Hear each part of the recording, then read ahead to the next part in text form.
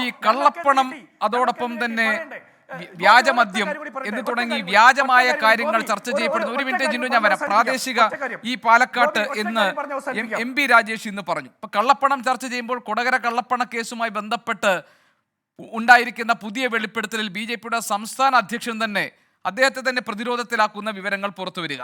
പിന്നെ BJPക്ക് അകത്ത് നിന്നുള്ള പൊട്ടിത്തെറികളെക്കുറിച്ച്, ആഭ്യന്തര പ്രശ്നങ്ങളെക്കുറിച്ചാണെങ്കിൽ അത് വിളിച്ചു പറഞ്ഞുകൊണ്ട് സന്ദീപ് വാര്യർ മറുകണ്ഠം ചാടി മറ്റൊരു രാഷ്ട്രീയ പാർട്ടിയിലേക്ക് പോയിരിക്കുന്നു.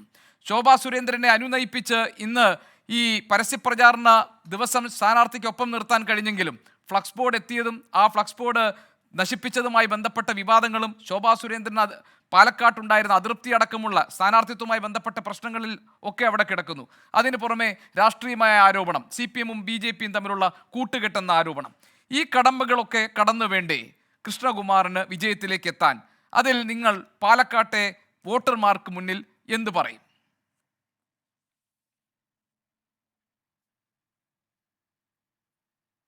അല്ല, ഈ കള്ളപ്പണ ആരോപണമൊക്കെ അത് ഇവരുടെ പോലീസല്ലേ അന്വേഷിക്കുന്നത്. അത് അന്വേഷിക്കട്ടെ. ഏത് അന്വേഷണത്തിന് നേരിടാൻ തയ്യാറാണെന്നതിനെക്കുറിച്ച് വിശദമായിട്ടുള്ള പത്രസമ്മേളനം സംസ്ഥാന പ്രസിഡന്റ് നടത്തിയിട്ടുള്ളതാണ്. അതുകൊണ്ട് അതിൻ്റെ മേലെ ഇനി ഒരു ചർച്ചയ്ക്ക് ഞാൻ ഈ സമയം എടുക്കുന്നില്ല. പകരം എനിക്ക് ജിൻഡോയോട് ചോദിക്കാനുള്ളൊരു ചോദ്യം, നിങ്ങൾ ഈ കൂട്ടിക്കെട്ടൽ പരിപാടി ഉണ്ടല്ലോ, അതായത് തീവ്രവാദി സംഘടനകൾ എന്ന് പറയുമ്പോൾ SDPI, RSS, CPM, പിന്നെ ഇനി ഏതൊക്കെയാണ് പറയാനുള്ളതെന്ന് വെച്ചാൽ മുഴുവൻ പറയാം. അല്ലെങ്കിൽ എന്താണെന്നറിയാമോ, SDPക്കാരൻ കഴുത്തിനോടിക്കും, വോട്ട് ചെയ്യില്ല.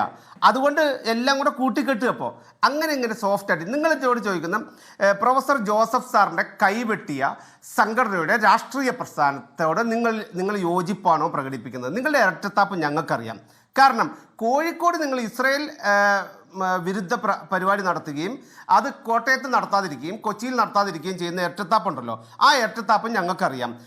അതുപോലെ തന്നെ മുനമ്പത്ത് വന്ന് നിങ്ങളോടൊപ്പം ഉണ്ടെന്ന് രണ്ട് പാർട്ടിക്കാർ പറയുകയും നിയമസഭയിൽ ചെന്ന് മറ്റൊരു നിലപാടെടുക്കുകയും ചെയ്യുന്നത് ഞങ്ങൾക്കറിയാം. അതുപോലെ എല്ലാ മേഖലയിലും നിങ്ങൾ പറയുന്നത് ഗ്രീൻ ആർമിയെക്കുറിച്ച്, ഗ്രീൻ ആർമി എന്ന് പറയുന്ന ഒരു സ്ക്വാഡ് ഉണ്ടാക്കിയിട്ട് ആ സ്ക്വാഡിൽ ലീഗിൻ്റെയും കോൺഗ്രസിലെയും മുസ്ലിം നേതാക്കന്മാരെ മാത്രം വെച്ചുകൊണ്ട് വാട്സപ്പ് ഗ്രൂപ്പ് ഉണ്ടാക്കി അവരെല്ലാവരും കൂടെ കൃത്യമായി പറഞ്ഞ് ഓരോരോ മുസ്ലിം പള്ളികളിലും കയറി വോട്ട് ചോദിക്കുന്നത് എന്തിൻ്റെ അടിസ്ഥാനത്തിലാണ്? എന്നിട്ട് പറയുകയാണ് മതേതര വോട്ടുകൾ ഒന്നിച്ചു. ഇപ്പോൾ മതേതര വോട്ടുകൾ എന്ന് പറഞ്ഞാൽ ഒരു വിഭാഗത്തിൻ്റെ മാത്രം വോട്ടാണോ? ന്യൂനപക്ഷത്തിലെ പക്ഷപാതം കാണിക്കുകയും ലീഗിൻ്റെ അടിമകളായി പോവുകയും ചെയ്ത് ആണ് ഈ കോൺഗ്രസിൻ്റെ ഈ തെരഞ്ഞെടുപ്പിൽ ഏറ്റവും പ്രധാനമായി നമ്മൾ കണ്ടുകൊണ്ടിരിക്കുന്നത്. ലീഗിൻ്റെ അടിമയായി പോയി. അതുപോലെ എല്ലാ തീവ്രവാദി സംഘടനകളുമായിട്ട് എല്ലാ മതേതര വോട്ടുകൾ എന്ന് പറഞ്ഞാൽ ഒരു വിഭാഗത്തിൻ്റെ മാത്രം വോട്ടുകളായി മാറ്റപ്പെട്ടു. ഇങ്ങനെ പോകുന്നതുകൊണ്ടാണ് ഈ കോൺഗ്രസ് ഈ തീവ്രവാദി സംഘടനകൾക്ക് അടിമപ്പെട്ടത് എന്ന് ഞങ്ങൾ പറയുന്നത്. അത് നിങ്ങൾ മുഖവിലക്കെടുക്കാതെ എല്ലാവരും കൂടി ജനറലൈസ് ചെയ്ത് പറയുക. നിങ്ങൾ വഖഫിൻ്റെ കാര്യത്തിൽ ഏത് നിലപാടാണ് എടുത്തത്? നിങ്ങൾ എന്തുകൊണ്ടാണ് നിങ്ങൾ ആ മുനമ്പത്തുള്ള ആളുകളുടെ അടുത്ത് നിങ്ങളുടെ നേതാക്കന്മാരൊന്നും പോകാത്ത? എന്താ? ഒരു നേതാക്കന്മാരും പോയില്ല. സുധീറിന് ഒരു പ്രാവശ്യം ഒന്ന് പോയി കഴിഞ്ഞതിൻ്റെ അനുഭവമൊക്കെ നിങ്ങൾ അവിടെ ചോദിച്ചാൽ അറിയാം. എന്തുകൊണ്ടാണ് പോകാത്തത്? ഇത്രയും കാലമായിട്ട് നിങ്ങൾ പോകാത്തത്? നിങ്ങൾ എന്തുകൊണ്ടാണ് വഖഫ് ബില്ലിന് അനുകൂലമായിട്ടുള്ള നിലപാട് കോഴിക്കോട് നടത്തിയപ്പോൾ അതിന് പോയത് എന്തിനാണ്? ഇവിടെ എന്താണ് പോകാത്തത്? എന്താണ് നിങ്ങൾ അവർക്ക് വേണ്ടി ചെയ്യാൻ പോകുന്ന നിലപാട്? എന്താണ്? നിങ്ങൾ പക്ഷപാതപരമായിട്ടാണ് പെരുമാറുന്നത്. നിങ്ങളിങ്ങനെ അടിമകളാക്കിപ്പെടുമ്പോൾ, നിങ്ങൾ ഒരു വിഭാഗത്തിലേക്ക് മാത്രം ചുരുക്കപ്പെടുമ്പോൾ, നിങ്ങൾ തീവ്രവാദികൾക്ക് കുടപിടിച്ചു കൊടുക്കുമ്പോൾ ഈ രാജ്യത്തിനെതിരായിട്ടുള്ള പ്രവർത്തനമാണ് നിങ്ങൾ നടത്തിക്കൊണ്ടിരിക്കുന്നത്. 10 വോട്ടിന് വേണ്ടി കഴിഞ്ഞ പ്രാവശ്യം CPM-ൻ്റെ വോട്ടുണ്ടായിരുന്നു, അതുകൊണ്ട് ഈ പ്രാവശ്യം CPM-ൻ്റെ വോട്ട് കിട്ടില്ല എന്നൊരു തോന്നലുണ്ടായപ്പോൾ രാജ്യത്തുള്ള എല്ലാ തീവ്രവാദി സംഘടനകളുമായിട്ടും എല്ലാ വിഘടനവാദികളുമായിട്ടും എല്ലാ രാജ്യദ്രോഹ പ്രസ്ഥാനങ്ങളുമായിട്ടും നിങ്ങൾ യോജിപ്പ് നടത്തിയിരിക്കുകയാണ്. അങ്ങനെയാണ് നിങ്ങൾ ഈ തെരഞ്ഞെടുപ്പിൻ്റെ വെല്ലുവിളി നേരിടാൻ വേണ്ടി ശ്രമിക്കുന്നത്. പക്ഷേ അത് വൃഥാവിലാണ്. ഒരു കാരണവശാലും പാലക്കാട്ടുള്ള ജനത ഇത്തരം തീവ്രവാദി സംഘടനകൾക്ക് ഒരു കാരണവശാലും നിങ്ങളോടൊപ്പം നിൽക്കുകയില്ല. നിങ്ങൾക്കെതിരായി പ്രവർത്തിക്കും. ഈ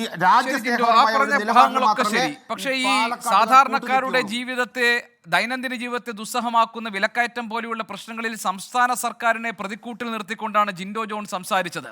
അതിൽ താങ്കൾക്ക് CPM-നെതിരെ വിമർശനങ്ങളൊന്നുമില്ലേ BJP പ്രതിനിധിക്ക്?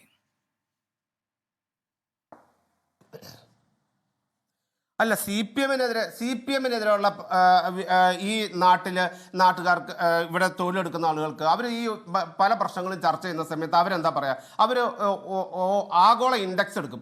എന്നിട്ട് ഇന്ത്യയിലെ എത്ര ശതമാനം ആളുകൾ പട്ടിണിയിലാണ്, എത്ര ശതമാനം ആളുകൾക്ക് ശമ്പളം കിട്ടുന്നില്ല, ഇതൊക്കെ വളരെ വിശാലമായിട്ട് പറയും. പക്ഷേ കേരളത്തിൽ KSRTCയിലെ ആളുകൾക്ക് സാലറി പെൻഷൻ കിട്ടുന്നുണ്ടോ, അവർക്ക് സാലറി കിട്ടുന്നുണ്ടോ, അവർ ദുരിതത്തിലാണോ, അതുപോലെ തന്നെ ക്ഷേമ പെൻഷനുകൾ കിട്ടുന്നുണ്ടോ, എത്ര നാളത്തെ കുടിശ്ശികയുണ്ട്, ഇതുപോലെ സാധാരണക്കാർക്ക് കിട്ടേണ്ട ആനുകൂല്യങ്ങളെ കുറിച്ച് ഒന്നും CPM സംസാരിക്കില്ല.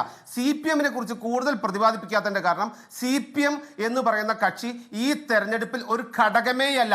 അതുകൊണ്ടാണ് CPMനെ കുറിച്ച് അധികം പറയാത്തത്. CPM എന്ന് പറയുന്ന കക്ഷി ഈ തെരഞ്ഞെടുപ്പിനെ നേരിടുന്ന സമയത്ത് അമ്പെ പരാജയപ്പെട്ടിരിക്കുന്ന ഒരു കക്ഷിയാണ്. ഭരണപരമായി പരാജയപ്പെട്ടു എന്ന് അവരുടെ EP ജയരാജൻ പുസ്തകം എഴുതിയപ്പോൾ ഞാനല്ല എഴുതിയത് എന്ന് പറയുന്ന പുസ്തകത്തിൽ നിന്ന് പറയുന്നത് രണ്ടാം പിണറായി സർക്കാർ അങ്ങേയറ്റം പരാജയമാണ്, തകർന്നിരിക്കുന്ന സംഘടനയാണ് എന്ന് പറഞ്ഞത് EP ജയരാജനാ, നമ്മളല്ല.